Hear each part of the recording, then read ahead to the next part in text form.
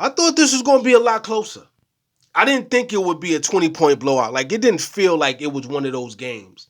You know what I mean? I thought it would come down to free throws. You know what I mean? I thought it was going into the fourth. I thought it was going to be no more than like 106, 10, like 110, 112, 108, something like that. I didn't think they would break out for 35 in the fourth. I thought we had a better shot at winning this game because they kind of rocked us to sleep. Same thing the Clippers did. They controlled the game and dictated the tempo and the pace and the terms in which we played. And that's what veteran teams do, especially with top 75 players. You know what I mean? And the Lakers had two, and listen, AD's leading the league in scoring. He was going to go for 30. He held his own. He did what he could do. You know what I mean? No problem there. But my thing was, I just didn't like the fact that we allowed them to control the pace and dictate the terms of engagement. I didn't like it. It's like we were playing right into that Venus flytrap, and they were rocking us to sleep before they trap us off and put it into the exchange. And we couldn't recover. We couldn't break free. It was such a low, like, it wasn't the pace that we needed to play to beat them, is my point. You know what I mean? Our brand of pressure and play, we would have won that game. You know, especially with Quickley back, we would have won that game because we would have been able to run more, and regardless of, you know, the mistakes, we would have put up more shots. Like 82 shots, 103 points. We were like at one point we were like fourth, fifth in scoring, putting up 92, 93 shots, 94 shots a game. We needed to get back to that. And we have to figure out how to get back to that, despite the fact a team having veteran experience, having, you know what I mean, that superstar who can impose his will on the game. We still have to be able to do what we do as a unit and as a collective. Like, I felt we had a better shot at winning this game going into the fourth quarter, only down by 6.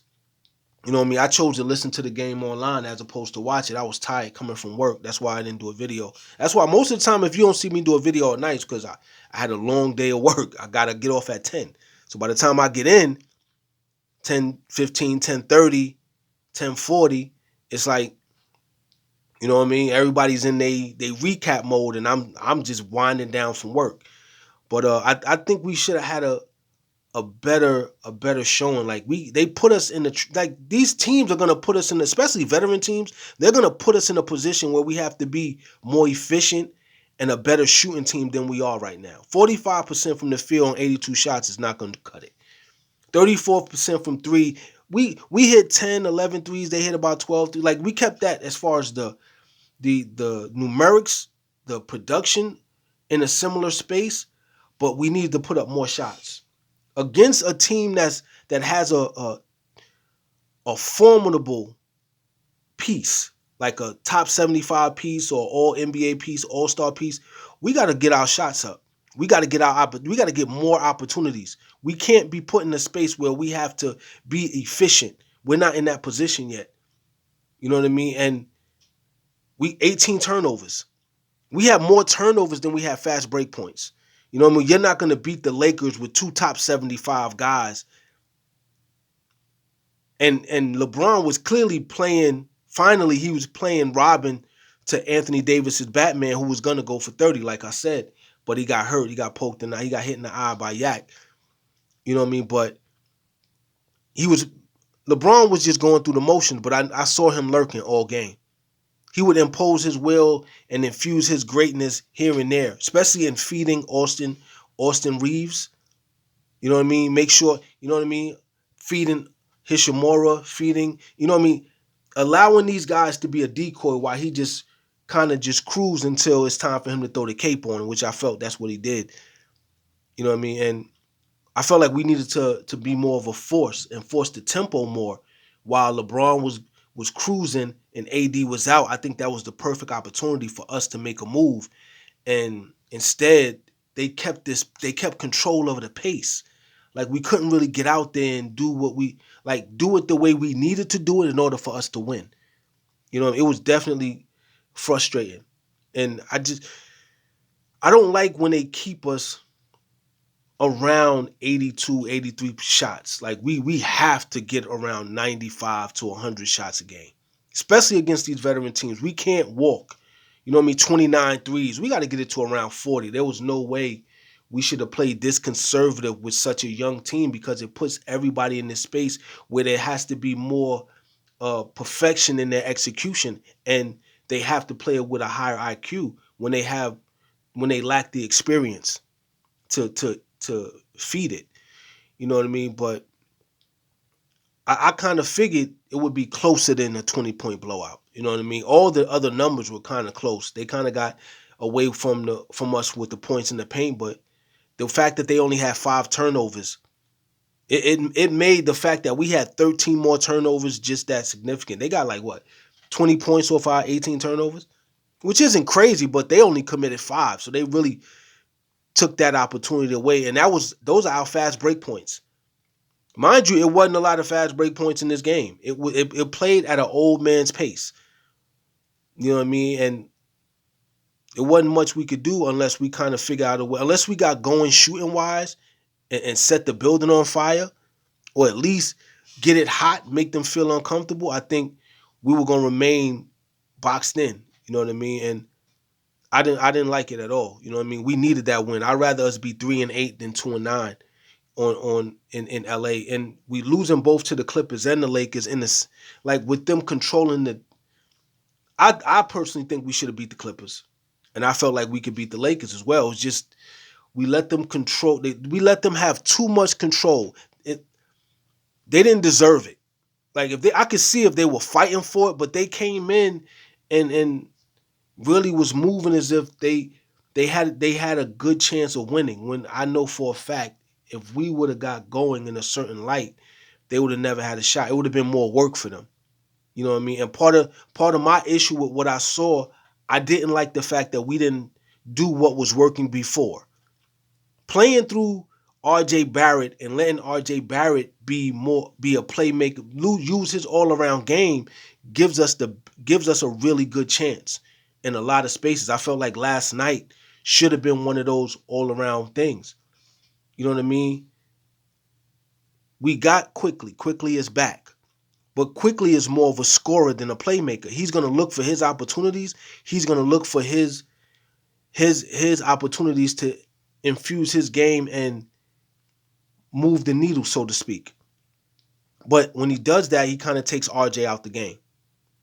And when point guards, me being a point guard, when you're hooping and you're the point and you're responsible for being a playmaker, when you're getting yours off and scoring, you're pulling away from feeding the team. So you're kind of alienating everybody else from the experience. They're watching you get yours or pursue getting yours while waiting for the opportunity to get theirs. I like it. I would have liked to see RJ be more of a playmaker and facilitator, let Quickley play off the ball and get his and get his weight back up. Because this is only his second game. His second game back is fucking back to back.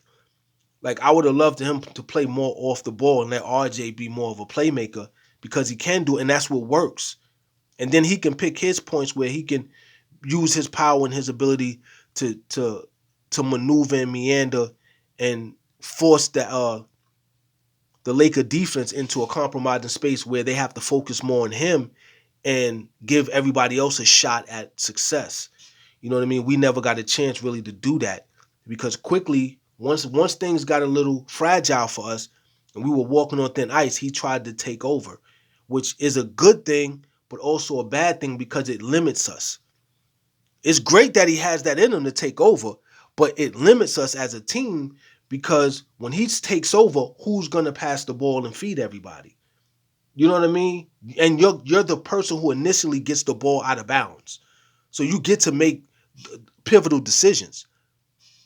I would have liked to see it more of RJ running the show at times, especially when we had that lead. Let RJ run the offense a lot more and let Quickley play off the ball.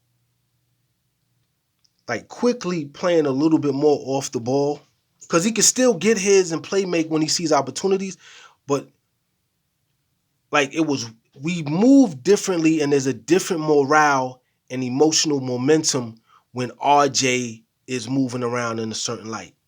Having we should have added Quickley onto that as opposed to letting him try to carry the load his first two games back, because he was definitely trying. He was trying to do it, but it was pulling away from what was working while he was out.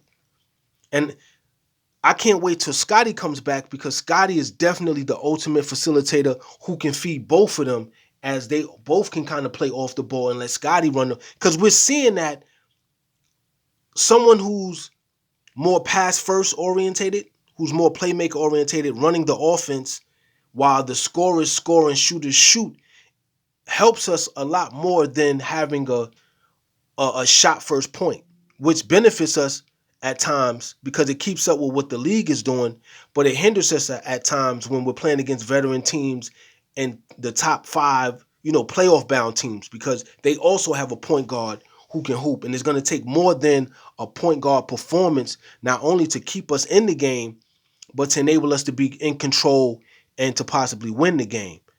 But I wish we would have let RJ be more of the playmaker, facilitator, scorer combo like what he was doing before. That was working. We just couldn't close out games. Now you got him, kind of getting it when he gets it, as opposed to unknowing that he's going to get it and develop some type of rhythm, and we build off of that. I'd rather us build off of RJ's success during the game, because when we pull away from that, he gives us more options to win, and he has more of a imposing will and impact on the game. If Emmanuel goes off, it doesn't necessarily mean we're in the game at all. And when he's off and we're out of it, you know what I mean, so to speak. But it's better. We're moving in a certain light, and it's better if RJ is allowed to do that until Scotty comes back, and then you let Scotty completely run the offense and let everybody else play off of that, because that seems to be the thing that's working. Having a master facilitator and let all the scorers score and the shooters shoot and everybody play with a little more freedom. You know what I mean? But the 18 turnovers hurt us. You know what I mean? That hurt us a lot. You know what I mean? And we can't have 13 more turnovers than our opponent. You know what I mean? And Austin Reeves got going, and that's why we have Ochai Agbaji. You know what I mean? I'm hoping like he becomes more of a defensive stopper, because I think athletically he should have been able to shut down or limit Austin Reeves, who shouldn't have had 27. Like, I understand he's getting it going. I understand we may have had to put him on LeBron and move him around, but I would have had to have, once Austin got going, I would have had to have him on in that situation, because LeBron definitely fed off of that. He definitely fed off of that. You know what I mean? But they boxed us in. You know what I mean? 45% on 82 shots. Horrible. Like, that's like, we need more like, we needed 95 to 100 shots against the Lakers. Like, we're not forcing the tempo if we're playing like that. And I knew LeBron was just lurking around, looking for opportunities to do what he does, because he has such a high IQ. You know what I mean? He was just going to wait for the right moment to strike. He felt like he had enough of a team, because we have so many inexperienced players hooping, that he would have enough from his team to hold it down. And if he needs to save them and put the cape on, he was going to do it. But the fact that Anthony Davis was having such an incredible night, he felt like he could just cruise. And shit, he had 19 points, 16 assists, 10 rebounds, 115 triple-double, second in a row. You know what I mean? He was just lurking around, just seeing. But, this was, once again, another winnable situation. Doesn't take away from the fact that we're making progress. Just that you kind of just wish we kind of had that one back. You know what I mean? Because it's just these little mistakes. You know what I mean? But the adversity is going to make us stronger. You know what I mean? But we're right there. Like, we're definitely right there in the mix. We're right there in the mix, but it's just little things, the experience, just the experiences, not knowing, not understanding, not having it as a second nature, just certain things you have to learn how to win. And we're definitely learning the hard way. I'm not worried about the record. Like, what are we going to do? You know what I mean? These minor mistakes throughout the game will just build up. We're plugging holes, and we're making, like, we won the first quarter. We did what we were supposed to do. We were leading in the half. We were only down by 6 going into the third, and going into the fourth. The third was kind of, they made a push in the third. You know what I mean? We didn't recognize, and we were missing shots. We were like, that's the thing. We're getting our opportunities, but it's within the conditions that the other, in terms that the other team is setting. It's not us doing it off of our own presence and power. It's based off of what they're giving us. So we're playing within the confines and restrictions that they're providing us with, and it limits us. You know what I mean? We damn near had to shoot 56, 57% on 95 shots just to break the hold. You know what I mean? It's like we came into the game. Once the second half started, we were up by 9 going in, and they chipped at the lead and went into the fucking, halftime only up by 2, and they made that run. And they went into the fourth quarter up, and they never looked back. It's like we went up against world-class runners who were experienced at running. And we were sprinting, and they just paced themselves, and every few 50, 60 meters, they pick up the pace. And then they got even, and they got a little lead, and then the last 40 meters, they put the pepper on. The last 50, 60 meters, the pepper kicked in, and they just got us up out of there. But it was definitely just a matter of learning how to, just understanding what the pace they're trying to get us to play and getting out of it. Like, because they were definitely trying to put us to sleep. It's frustrating because you, as a ball player, you feel that it's not right when you're on the court, but it's such a comfortable rhythm to the playing, and you just fall into it. And next thing you know, you're down, and you can't get back up, and you can't recover because it's part of the other team's game plan. Like, we had to pick up the pace. No matter how comfortable the pace, that was a comfortable pace for the Lakers. It played right into their hand because they have high executioners in LeBron and Anthony Davis. They can be leaned on to come through in volume if need be. They got the experience to get through it. We needed to push the needle and force them out of their comfort zone physically. They were playing within the pace that enabled them to have some type of comfort physically. Now, if we would have pushed the tempo and really got out there and made it a affair where they had to exert more energy than they wanted, because that's the most important thing with these veteran teams, like making them exert more energy going into the fourth. Make LeBron work. Make him understand he has a 12-point deficit going into the fourth. You give LeBron a 6-point fucking lead going into the fourth, and he's going up against a young, inexperienced team. It might as well be 16 points. Because he's just going, every time we make a mistake, he's going to capitalize. You make a mistake, capitalize. And he's going to continue that. That's what you're supposed to do.